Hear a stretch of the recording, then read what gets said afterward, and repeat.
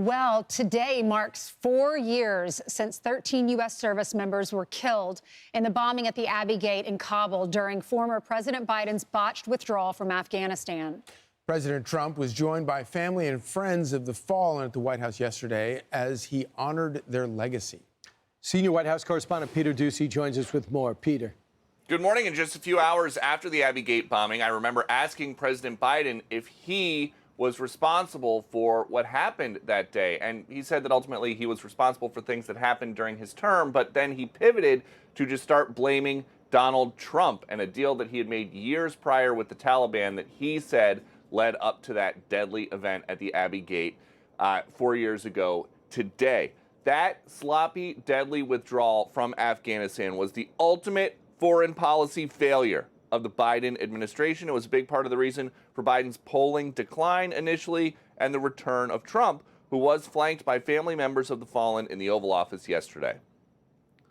So we remember these great 13 souls, but we also remember the people that were so badly injured, our soldiers, 32 of them approximately. And we're in contact with them always also, but they lost arms and legs and their faces were blown to pieces, and they're incredible, and they suffer with it, and so we understand that. It should have never happened, should have never been allowed to have happened. And the Defense Secretary Hegseth is now promising a years-long review of the Afghan withdrawal to give families of the fallen, seen on screen right now, closure. These families deserve answers. We're going to be honest about it. We're going to get to the bottom of it. Sean Parnell, an Afghanistan vet, is leading it, and we're doing it on behalf of the American people. So I would anticipate middle of 2026. That's how thorough of a review we're doing. And there is going to be a cabinet meeting later on today here at the White House in the West Wing.